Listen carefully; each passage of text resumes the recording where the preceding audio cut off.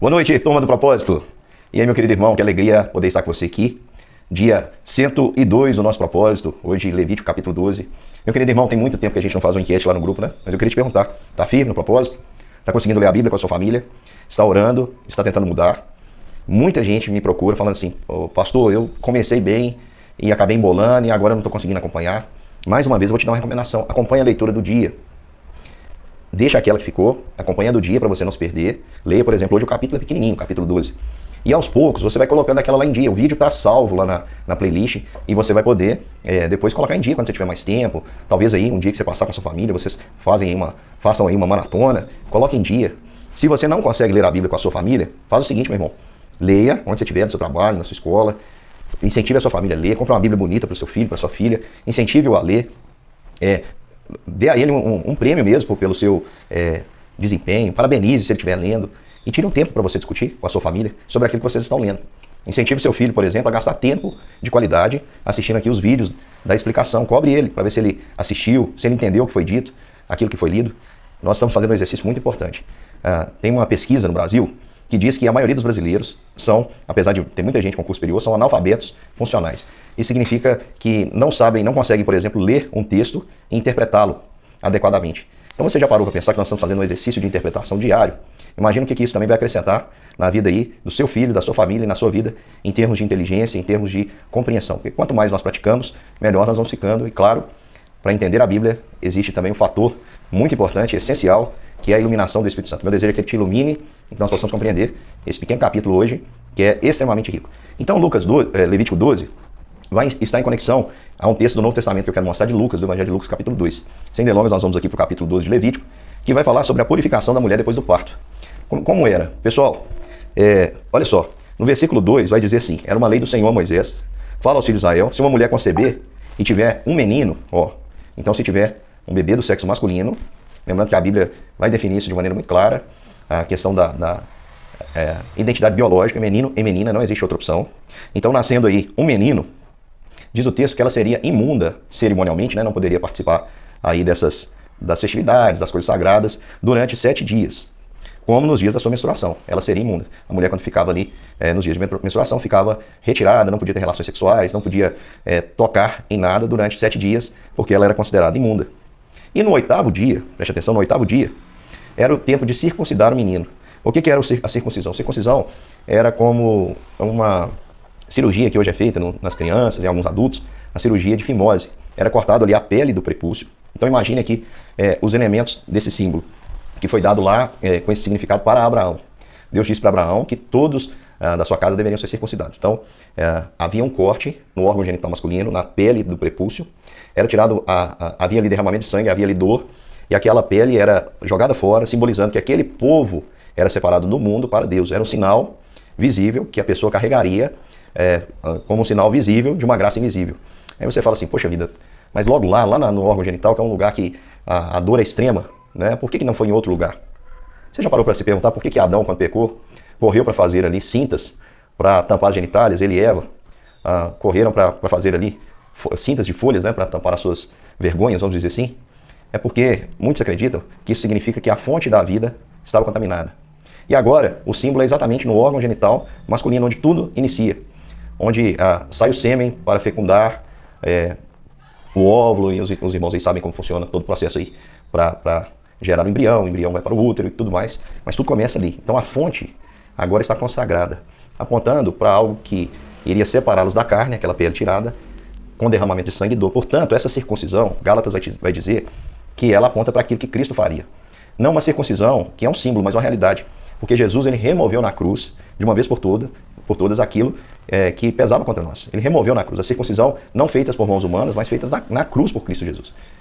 A santificação da nossa vida não foi feita através ali do corte da pele do prepúcio, mas era apenas um símbolo que apontava para a purificação de todos nós, de todos aqueles, de toda a descendência de Deus, porque todo aquele que crê recebe o poder de ser feito filho de Deus através de Jesus Cristo, que remove de uma vez por todas a carne do nosso coração, no sentido de retirar de nós o pecado.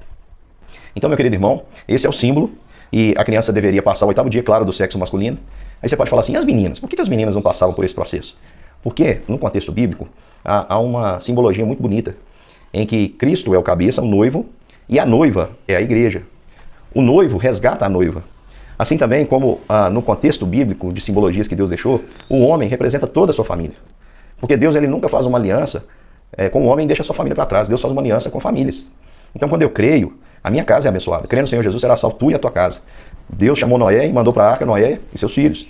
Deus é Deus de Abraão, Isaac, Jacó. Deus é um Deus que tem misericórdia até 1000 gerações daqueles que o temem e que o buscam.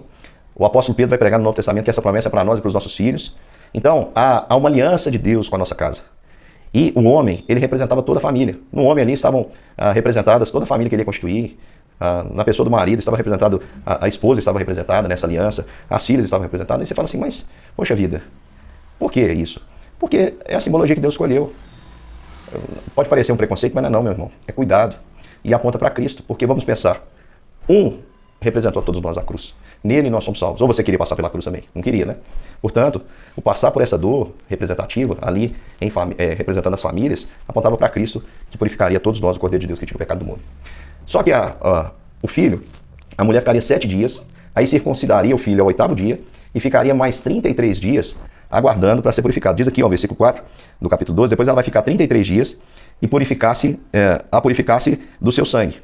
Nenhuma coisa santa tocará, nem entrará no santuário até que cumpram dias da sua purificação. Nesse tempo eu acredito que era mais ou menos o que as mulheres hoje chamam de resguardo, onde ela não teria relações sexuais, ela cuidaria do seu filho, mas ficaria impura cerimonialmente durante esses 33 dias, e depois ela teria que apresentar o sacrifício. Mas vamos falar dessas meninas. Quando ela tivesse uma menina, ela seria imunda o dobro do tempo, 14 semanas. Aí você fala, pastor, mas isso é preconceito? O menino é melhor que a menina? Não é isso, eu acredito que há um símbolo aqui, que eu vou explicar para vocês qual que é a minha opinião sobre isso. Como na sua menstruação, depois ficará 66 dias a purificar-se do seu sangue.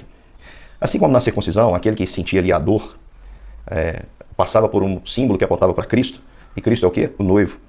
É aquele que resgata a sua igreja, que paga o dote pela sua igreja. Qual é o dote? É o preço alto de sangue na cruz do Calvário. A noiva que custa esse resgate somos nós. Então, por que não pensarmos que nesse texto aqui há uma simbologia apontando para esse evento? Porque se você observar, há muitos elementos aqui que lembram Cristo. Né? O número 7, a gente sabe que representa a perfeição. Era 7 dias que a mulher esperava. 33 dias é exatamente a idade, o tempo em que Jesus viveu aqui na Terra. Quando nós olhamos para o aspecto aí das mulheres, nós vamos ver o seguinte. A menina, quando tivesse uma menina, seria imunda 14 semanas. A menina não passava por esse ritual de circuncisão, é lógico, né?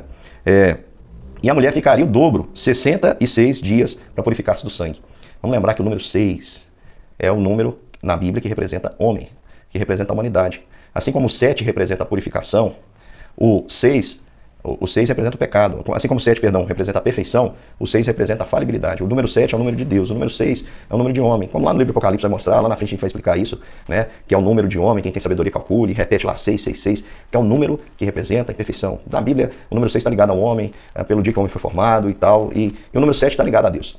Então perceba, 7 dias, no 8º acontece o sacrifício, e a mulher fica ali 33 dias até a sua purificação. Já a menina, ela ficaria 14 dias e 66 dias para a sua purificação. Será que aqui não é uma figura representando o noivo, que é Cristo, e a noiva, que é imperfeita? Eu acredito que possa sim simbolizar isso. A verdade é o seguinte, essa questão não é muito explicada, nem abordada por comentaristas, mas eu acredito muito que há essa simbologia. Essa relação do homem, a mulher, a representação. A Bíblia traz essas figuras do noivo e da noiva. O homem como cabeça, não no sentido de autoritarismo, né? Até porque Cristo nunca foi autoritário, mas no sentido mesmo de cuidado, no sentido de pagar o preço, no sentido de ser sustento. Isso aparece nitidamente. E aqui os homens representavam as mulheres, né? Nesse caso. Neles estavam, nessa aliança com eles, estava incluído toda a família. Por isso não tem nada de machismo aqui, viu? A mulher era apenas um simbolismo apontando aí para essa questão da salvação, eu acredito. E aí, pessoal, eu queria terminar só trazendo uma questão interessante, porque havia o tempo, então, menino, 7 dias de purificação, depois levava para ser circuncidado quando menino, e depois esperava mais 33 dias para a purificação cerimonial. E aí, quando era menina, 14 dias, e depois esperava 66 dias para a purificação, cerimonial. E aí, como acontecia essa purificação? Diz aí o versículo de número 6, que cumprida a sua purificação por filho ou filha, trará o sacerdote, aí era a mesma oferta, sendo filho ou filha, um cordeiro de 1 ano por holocausto, um pombinho ou uma rola por oferta pelo pecado. Isso significa o quê? Lá em Êxodo vai nos dizer Se você tem condições financeiras, você vai levar um cordeiro para o holocausto. Se você não tem, você vai levar um pombinho e uma rola, ou 2 pombinhos ou 2 rolinhas, que podia ser apanhado no campo. E nós temos nos dias de hoje muitos falsos teólogos, né, falsos intérpretes da Bíblia, que querem justificar a sua ganância, dizendo o seguinte, que Cristo, na verdade, ele era rico. Eu já vi, por exemplo, um teólogo da prosperidade, essas pessoas que usam o nome de Deus para ganhar dinheiro e tudo mais, e que acaba que todo mundo que serve a Deus, que está aí na frente de uma igreja, que está na liderança de uma comunidade, acaba sendo, muitas vezes, sofrendo preconceito por causa dessas pessoas. Por quê? Porque tem muita gente inescrupulosa mesmo usando o nome de Deus para ganhar dinheiro. E essas pessoas, como elas não conseguem muita justificativa, elas começam a distorcer a Bíblia. Então, por exemplo, eu já vi gente dizendo que Jesus era de fato pobre, nasceu pobre, mas ficou rico a partir dos presentes ali que recebeu na visita dos magos, que vieram do Oriente para adorá-lo. Trouxeram ouro, incenso e mirra. Muito difícil, tá? Essa teoria. Já vi outro dizendo que Jesus era rico porque jumentinho naquela época valia muito dinheiro. Só que a pessoa esqueceu que o jumentinho era emprestado, né? Que Jesus entrou ali em Jerusalém, na chegada, ele era emprestado. Alguém disse que Jesus era rico porque ele andava muito bem vestido, afinal de contas os soldados até repartiram uma parte da sua veste e sobre a túnica, que era indivisível, lançaram sortes, porque um tipo de túnica desse era caríssimo. Meu querido irmão, esse foi o inventado de Jesus. A única coisa que ele deixou foi uma túnica. E aí, alguém rebatendo, um teólogo, achei muito interessante isso, alguém rebatendo um teólogo da prosperidade, lembrou, né, daquela parte onde Jesus chama alguém, aliás, alguém se oferece para seguir a Jesus, e Jesus diz assim, ó, pensa bem, porque a raposa tem os seus covis, e a ave dos céus o seu ninho, mas o filho do homem não tem onde reclinar a cabeça. E aí um homem foi rebatido aí nessa questão. Né? O entrevistador falou, olha, como é que Jesus disse aqui que o filho do homem não tem onde reclinar a cabeça? E aquele teólogo da prosperidade, sem ter como responder, respondeu o seguinte, que na verdade aquilo ali era o tipo de cruz que Jesus seria crucificado, onde não tinha apoio para a cabeça dele, então a cabeça dele ficaria balançando. Meu querido irmão, é forçar demais as escrituras para tentar atingir os seus objetivos. Então lá em Lucas 2, tem uma conexão aqui com o que está em Levítico 12. Lá em Lucas 2, versículo 21, fala que completados os 8 dias para ser circuncidado o menino Jesus, deram-lhe o nome de Jesus, era um momento ali onde se escolhia o nome diante do sacerdote, como lhe chamaram o anjo antes de ser concebido. Então ali eles fizeram, né, a vontade de Deus, o anjo havia revelado que o nome dele seria Jesus, e ele salvaria o mundo dos pecados dele, né, dos pecados do mundo, e esse aqui é o nosso Senhor Jesus Salvador. Então, 8º dia, cumprindo a lei, ele foi circuncidado. E aí no versículo seguinte, 22, diz assim, passados os dias da purificação, quais dias?